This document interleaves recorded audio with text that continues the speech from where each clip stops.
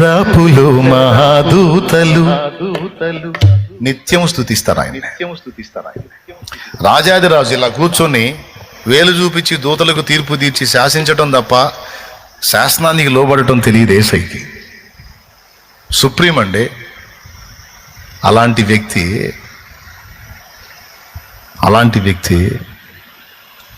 శిలువ మరణము పొందినంతగా తన్ను తాను తగ్గించుకున్నాడు, విరిగిపోయాడు. అది గ్రంథం చెప్తున్న సాక్ష్యం.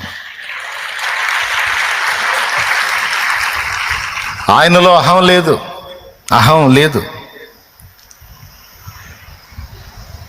ఎంత తగ్గించుకున్నాడు అంటే మరణము పొందినంతగా, అనగా శిలువ మరణము పొందినంతగా తన్ను తాను తగ్గించుకోనేను. అంత గొప్పవాడై ఉండి పొంతి పిలాతు సభలో పిలాతు తీర్పు తీరుస్తుంటే దోషిలాగా నిలబడ్డాడు, దోషము లేనివాడు. యేసయ్య ఎక్కడ, పిలాతు ఎక్కడా? అసలు యేసయ్య సృష్టించినటువంటి సృష్టి మొత్తాన్ని లెక్కేసుకుని అందులో పిలాతును ఒక ఊహించండి మీరు. పొంతి పిలాతును ఒక్కసారి ఊహించండి. ఆయన ఎవరు? విశ్వానికి యజమాని, రారాజు, రాజుల రాజు, ప్రభువుల ప్రభు, భూపతులకు అధిపతి. ఆయన సర్వాధిపతి. సమీపించరాని తేజస్సులో నిత్యము వెలిగేవాడు ఆయన.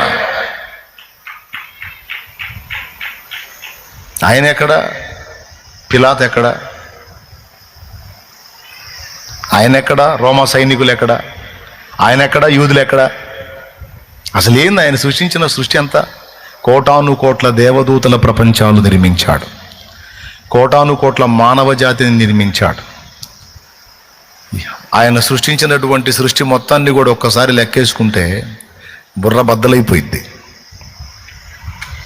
ఈ బ్రహ్మాండం మొత్తాన్ని కూడా ఒక్కసారి మనం ఆలోచిస్తే బుర్ర బద్దలైపోయింది.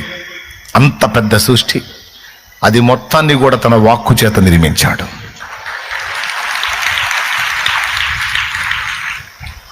అది ప్రభు. అలాంటి వ్యక్తి వచ్చి పిలాతు సభలో ఇట్లా నిలబడ్డాడు.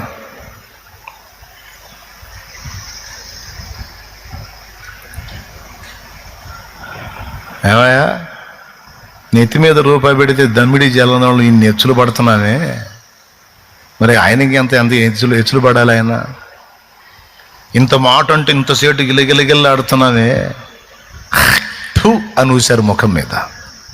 ఇంత స్పందన లేదు, విరిగిపోయాడు. ఎక్కడా హాని ప్రదర్శించలా.